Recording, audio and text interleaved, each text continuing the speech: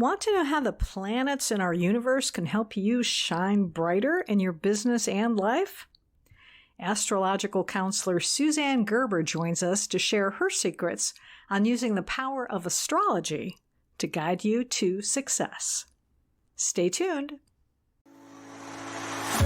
I am Gloria Grace Rand, founder of The Love Method and author of the #1 Amazon bestseller, Live, Love, Engage: How to Stop Doubting Yourself and Start Being Yourself.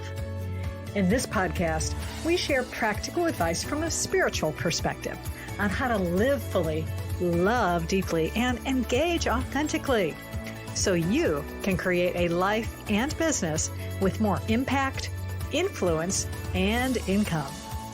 Welcome to Live, Love, Engage.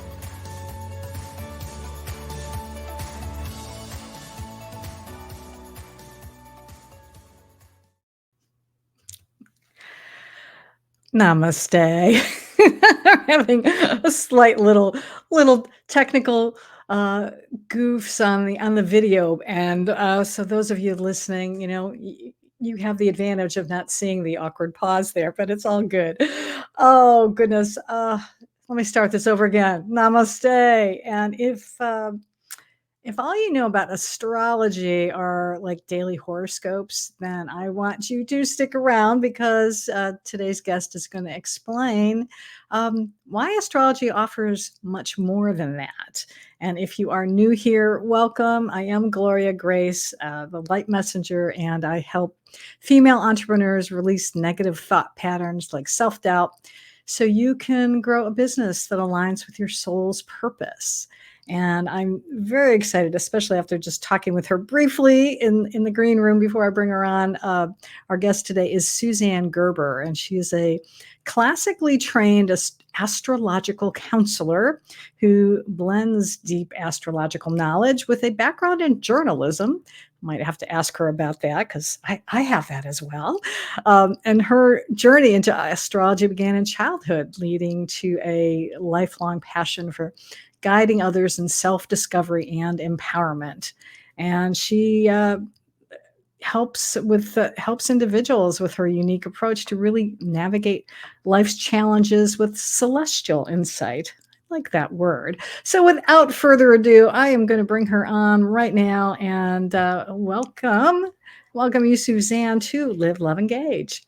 Oh, it's so good to be here. Thank you for inviting me, Gloria.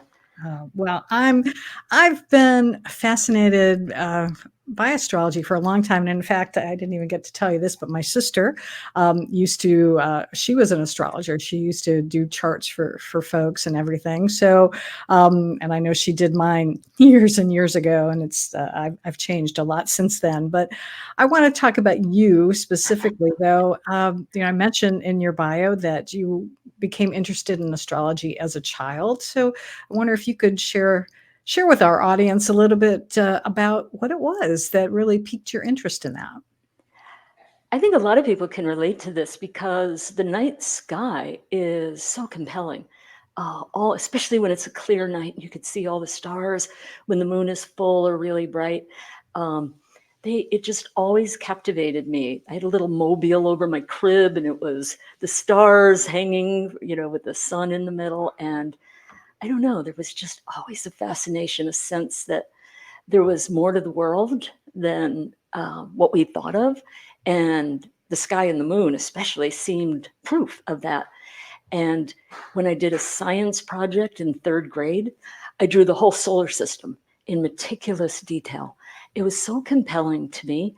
And then as I got a little older in high school, I got my hands on a sun sign book somehow. It's long before the computer's age and the internet age, and you had to find books. And I would talk to anybody who would listen about their sun sign because, of course, I had no other way to calculate the other elements of their chart. And then I went to college and I lived in Europe. And the whole time I was there, I kept telling my partner at the time, I can't wait till we get back to the States and live in New York and I could really study astrology in earnest. And my first week back, I grabbed the local paper, found an ad, first ad on the whole page, it was said astrology class is now forming. I never even checked for anything else. Signed up with that person. She was my teacher for 3 years, and my whole life changed as a result of it. That is so cool. And it's, I love how the universe will do that for us. It will, give us those signs when we're looking for them, or sometimes even when we're not looking for them as well. But I think that's so cool. But it is interesting though, and I wonder, what was it? Because you talked about first you're looking at the stars and planets as a little kid, and I did too. I was always fascinated by that stuff, and I loved science fiction and things like that. So why do you think though? Because you could have gone two ways. You could have gone the sciencey route, traditional astronomy and studying the planets, and maybe going into that way. But instead you went into the astrology and more of the, I guess, the personal impact, I guess, of how the planets. What do you think? What do you think was it about that, maybe, or maybe that is what it was that kind of led you down this path instead? I think it's my fascination with human beings, what strange and fascinating creatures we all are. My sister, and this may or may not be surprising, she became a psychologist. She also, around the same time that I got involved with astrology, she taught herself to read palms. Started with a book that was like, I think, in my grandmother's bookcases, and then she learned how to read tarot cards. So it's kind of interesting that even though she went in a very professional direction as a psychologist, she always had this as a sideline. I also, as you mentioned, I went into journalism because back before the internet, it was hard to make a living as an astrologer, right? I mean, it wasn't a popular profession, let's say. It wasn't usually on a pull down list of, what are you? Oh, I'm an astrologer who works with people on the internet, around the world, but that didn't exist. But I always was dabbling in and learning and studying and have, doing readings for people in the beginning before I felt very confident, really mostly in a barter situation, usually for body work of some kind, healing work, and mostly for feedback, because it's the only way, if when you're really hitting. But I never didn't love the sciencey part of it. And I still can really geek out, especially, and this is less on the astronomy, geology kind of part, astrophysicsy part, but the magic of numbers. And that's something that astrology really reveals to us, because that's how we can tell how the planets are functioning, by degrees, by relationships, by connection. And the thing that's interesting to mention is, originally, like way back in the day, astronomy and astrology were the same science. They came out of the same field. It's just the difference is astrology applies certain, and you could say assumptions, but it's really much more than that, because thousands of years, millions of people, and as I like to say, millions of satisfied customers have worked with these received symbols and archetypes and energies of the planets and their relationships. And ultimately, to me, yeah, it's great to geek out. I love the James Webb Telescope. I follow where it's going and the images that it's sending back. That's great. But it doesn't help people. And for me, I always had a longing to try to bring any kind of healing instincts or supportive instincts or therapeutic approaches to life.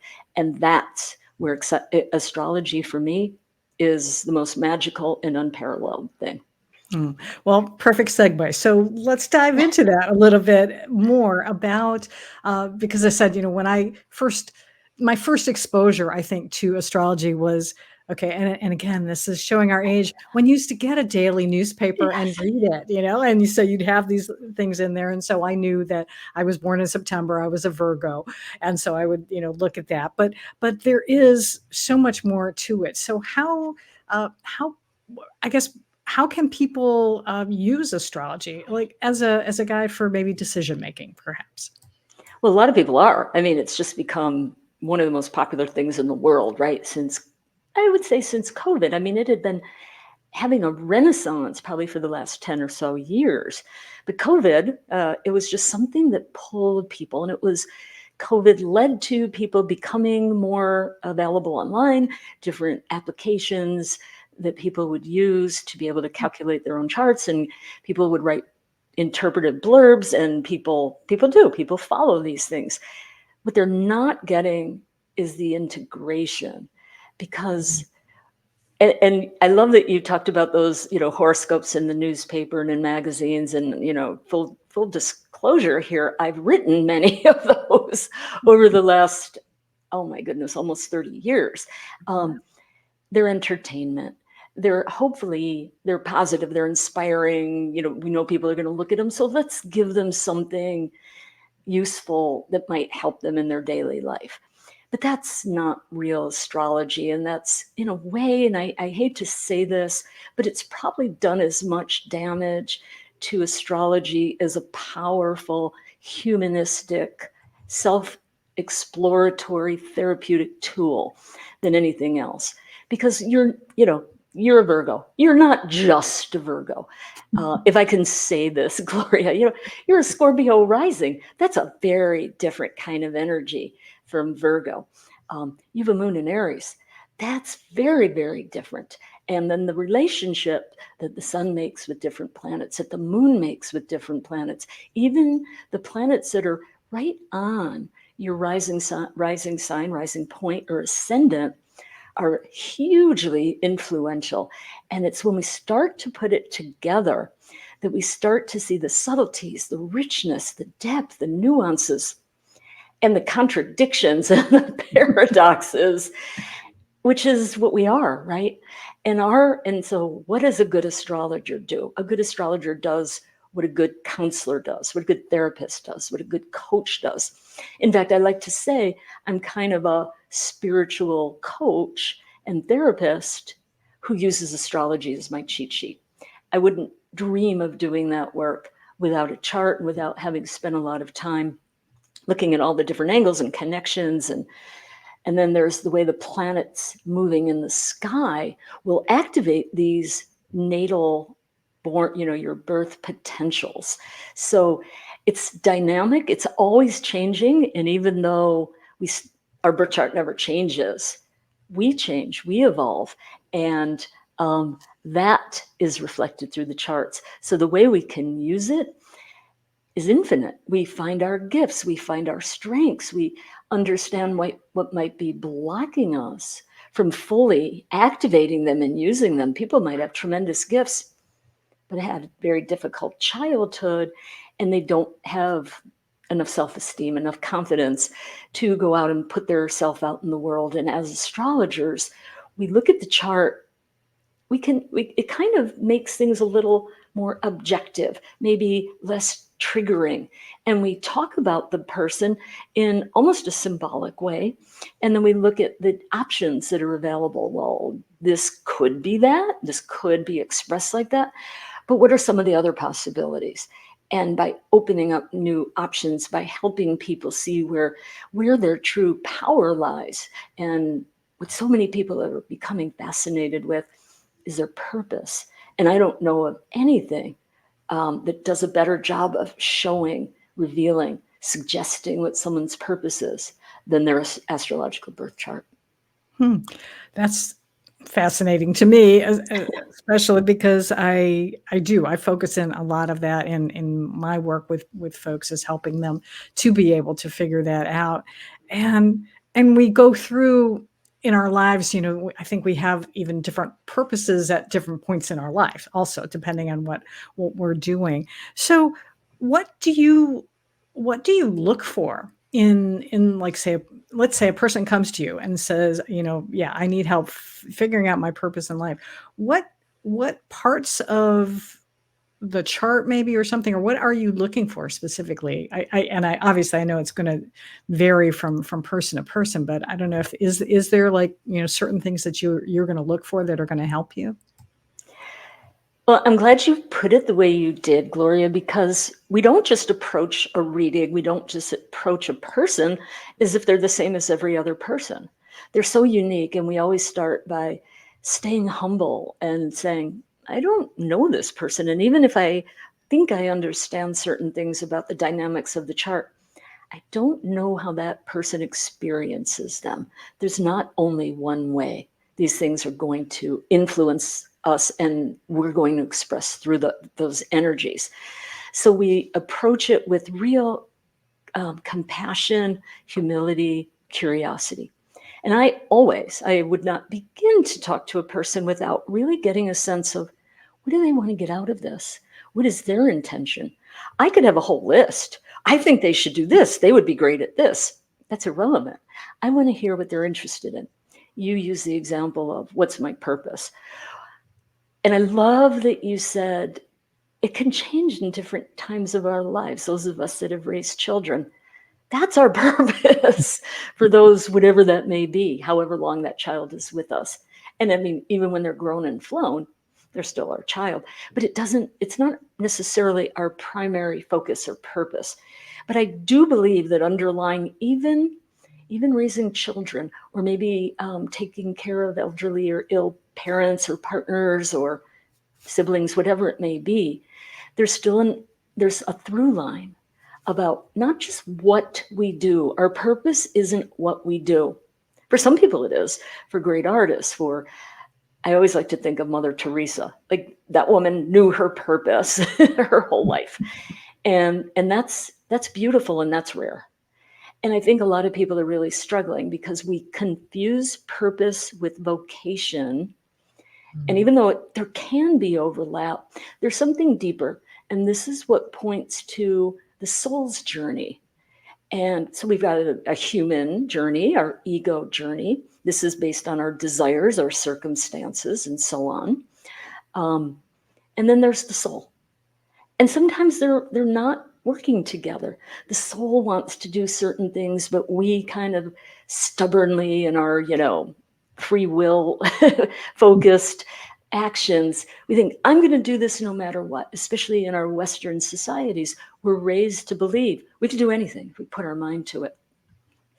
That's not always the best thing to do, right? Sometimes we work and we put so much energy into something, and we're just not getting the kind of returns or feedback, the results that we would like to see. That's often a sign that we're not living an aligned life. Well, what does aligned mean? We have a soul, and the soul has an intention, and it's for us to become something a little different. And where we're stuck is usually the best way, the best clues to figure out what that work is and what that journey is. Where we feel inhibited, where we feel anger, where we hold resentment or fear or shame, where we don't feel compassion and love and generosity for everything, starting with ourselves. So this is often the work, is to get to this before we can even get to that purpose, because I think it's very frustrating sometimes to tell people that they can be this beautiful healer, right? Or doer, or a spiritual entrepreneur, for example, when they're just still dealing with the most fundamental issues from their childhood. So I didn't quite give you a technical astrological answer, but all of the planets and their relationships and the houses and all that stuff that can seem confusing to somebody unfamiliar or just learning astrology, there's a lot of resonance between signs, between planets, and between the houses. In modern astrology, I should mention, ancients didn't necessarily make those connections.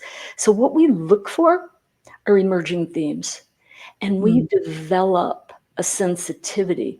I could look at a chart, for instance, and say, and I always take notes, and I still write everything out, very analytically, and a lot of calculations. But things come through, messages come through, even as I'm doing all that. And when a story starts to emerge, I look for supporting, and let's just call it evidence. We will see the same thing. In fact, there's an ancient rule called the law of threes, where we want to see the same implication repeated 3 times. This is a person who has a lot of passion. This is a fiery person. This is an action taker, a go-getter. This is a person who is afraid of their power. We see themes of parents repeated. We see themes of not feeling good about one's intellect or one's body or one's capacity to, usually not love, but to be loved. So there's so many things we could look at. It starts with their stated intention. And then once we get on a live call like this, because my first interaction with clients, and this is probably the case of many people, it's impersonal. It's just through an email correspondence. But once we're here like this, right? And I know you feel this, the energy starts to come through. And we're working with our intuition, but our trained and experienced intuition in equal amounts of what the technical indications are that the planets are showing us. Yeah, there's a lot to dive in there. I know for sure. I want to ask you one question, and this was for someone who was going to be watching the show, and she was commenting on LinkedIn, because we do actually live stream on LinkedIn and Facebook on Wednesdays, and she wanted to know if you knew anything about astrocartography, which I guess is finding out where the best location is for us according to our astrological chart. So I did a little Googling myself, and I was like looking at it and going, oh, wow, there's a lot here. So, so can you tell us maybe a little bit about that, and yeah, just whatever you know about it, and if you could enlighten her and everyone else. To a certain degree, I can, yes. Yeah. Astrocartography, and people, astro are the stars, and carto has to do with maps, right? So basically what we do, first we take the screenshot of the sky at the minute we were born, and we put it into the familiar round 360 circular chart. And that's what most people are familiar with. But you can take the same starry alignment and you could put it out over a map where a planet rises and culminates and sets, where it descends against the Earth's ecliptic, of course. And then what we see are, and this is probably what you were looking at, it was so confusing. You see a lot of colored lines. Usually you'll see the vertical lines that kind of culminate maybe down in Australia and then come up through Asia and then culminate through the United States, just for instance. So these are the planetary lines. And if you are living anywhere within maybe, let's say, 100, 150 miles of that line, certain areas of your life, the areas of life that we associate with that planetary energy field, will be influenced by that location. So let's say your Venus line runs through Southern California. Well, the understanding is your love life or romance or your interactions just with other people that don't have to be romantic, but it's person to person. It could be your creativity. It could be how your values shift and become more refined in a certain way in that area. And so we take a person's chart, we plug it into a software program, and we get to see these lines. And people might say, I moved to this place, but everything, it seems to be a challenge and a struggle, and everything feels like I'm slogging uphill. Well, they're living on their Saturn line, which is about lessons and challenges for our own good. They're not being punished, but they're taking the harder path. So we want to, if we're considering a relocation, or just to understand how place influences us, because everything is of the same energy field, time, space, right? That's what is so much of astrology based on your birth time, tarot cards, or any kind of divination of that minute. What is the energy of that minute? How is it reflected in the symbology that you're choosing to work with? Now, true astrocartography also looks at the horizontal or the latitudinal lines. And so you start to get a much more detailed story that emerges. But you can't go to a free site like astro.com, which many people who don't have their own software will use. It's a great site, or AstroSeek. And you can plug that in and see your map. You're only going to see the vertical lines, which is interesting. And I'm not a specialist in this. There are people who they're experts in this. Sometimes it's also called locational astrology. And so that's what it is. I think it's fascinating, but ultimately, I got to say, I'm a really big believer in we don't give our power away to the planets. They influence, they guide, they reflect us. They shouldn't direct us. I like that. And you know what? That leads me to a question that I was gonna ask earlier, but I think that kind of maybe your comment just actually alludes to it a little bit more. Is there any common belief about astrology that you passionately disagree with? Yes, that. It is not a fatalistic view of the world.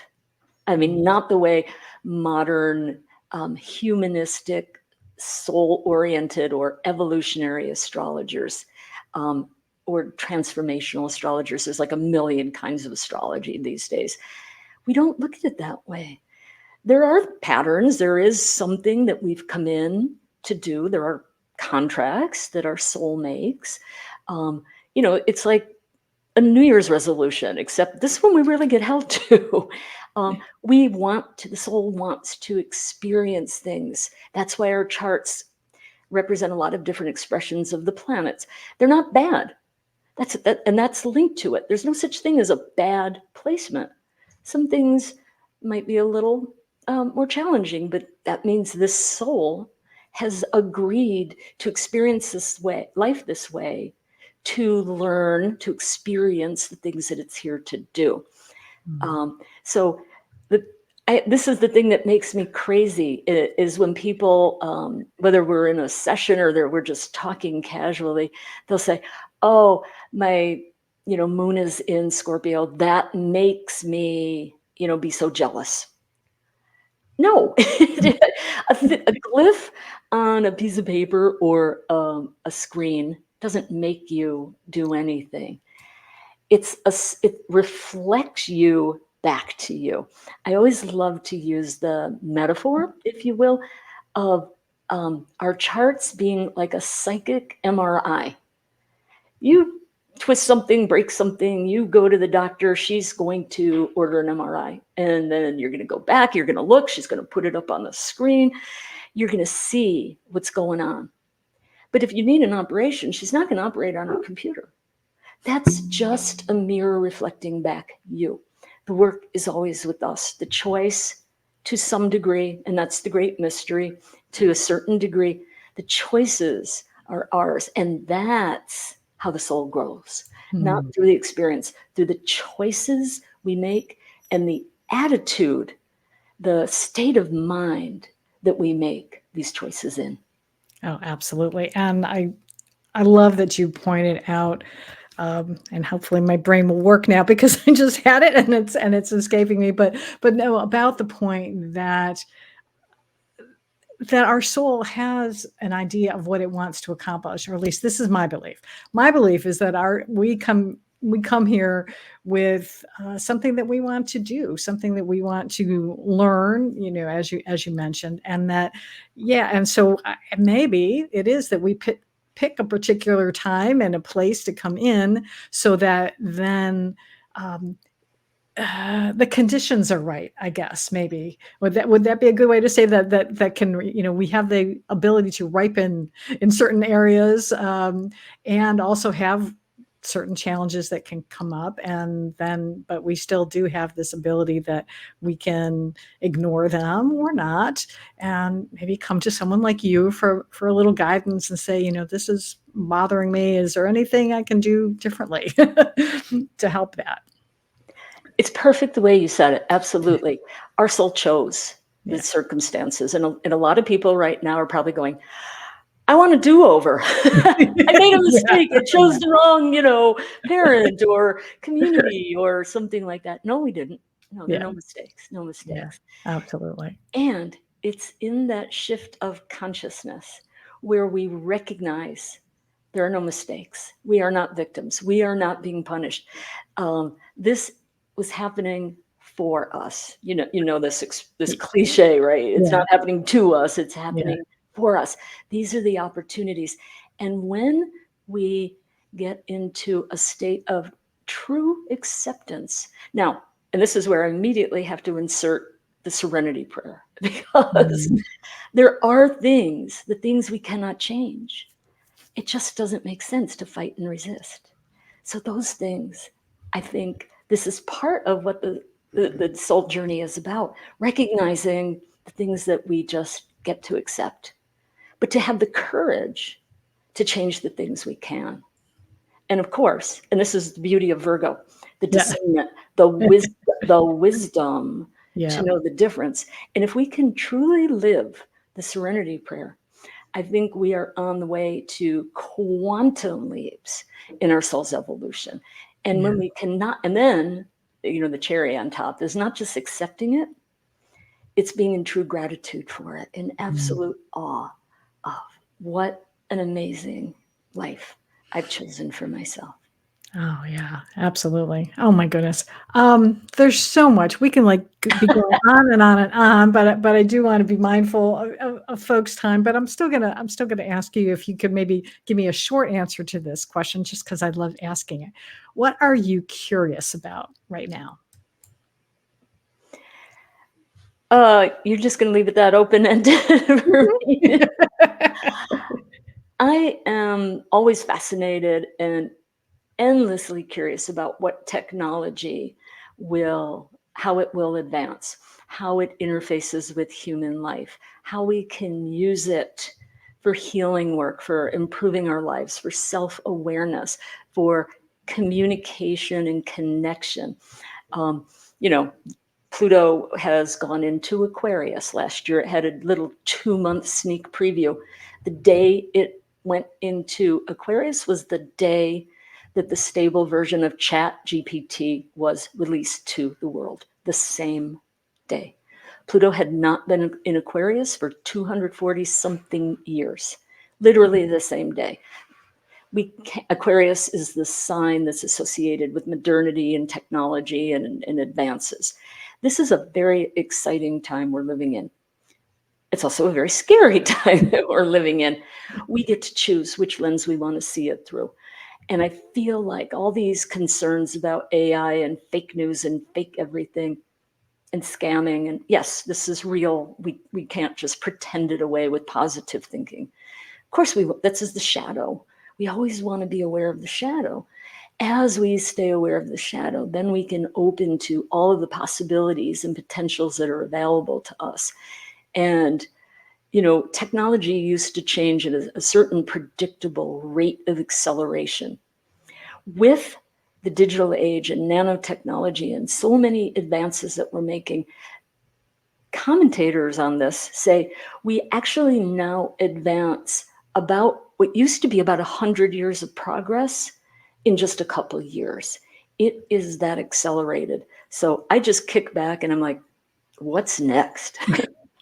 I love that. Yeah. Yeah, absolutely. It's exciting. It really is, and I choose to focus on that, but as you say, we can't have blinders to it, and we can also look for what's the good that we can find with this rather than dealing with the negative, because again, it's energy, and what we focus on grows, and so if we want to stay more positive, let's look for the positive aspects of this and be aware.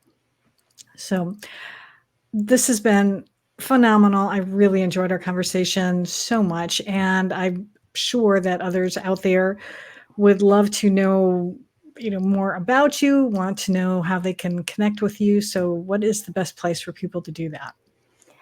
There are a number of places to do that. My website, and you're putting the link up right now. Um, I call my company Stars and Stones Healing because I also do shamanic energy work and Reiki like yourself. And in my shamanic training, we create these little mesas, these little portable altars that We work with sacred stones that have become sacred through our own process work. So it's stars and stones. I also, when people are just kind of curious, they just want to have a quick conversation to see if whatever they're dealing with or their questions around their birth can be dealt with, just book a free call. I always have room in my calendar, and I have a link that people can use. It's Ask Suzanne. I'm Suzanne Gerber, AskSuzanne.com. That will take you right to my calendar. We can jump on a quick call, get to know each other. You can see if it feels like something you want to do. I never, it's not something you push. It's either aligned or it isn't, and that's either way is wonderful. There, so that is available. I also have a private Facebook group where we just share astrology, and that's called Soul Purpose Astrology. You have to become a member. It's free. Everybody gets approved unless it's pretty obvious they're a bot. And I don't think anybody listening here is a bot. So that's Soul Purpose Astrology on Facebook. I have an Instagram account, but it was hacked. So there's not much content there right now. I feel you. I'm been there, done that. It's so annoying. Well, again, thank you so much for being here. And as Lisa commented on Facebook, she said it was a fun chat, and I agree.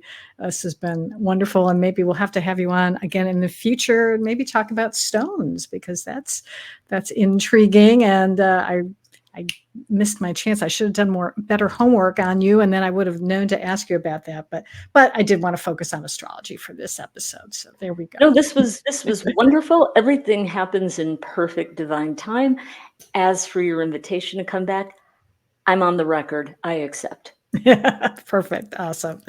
Well, I also want to thank all of you for watching today and for listening on your favorite podcast platform. Make sure that you rate us and review us everywhere that you do listen or comment. And join us next week, because we're going to be talking about another tool for guidance with our guest, Megan Mary. We're going to be talking about your dreams. So I hope you will join us for that. And until then, as always, I invite you to go out and live fully, love deeply, and engage authentically. Oh, beautiful.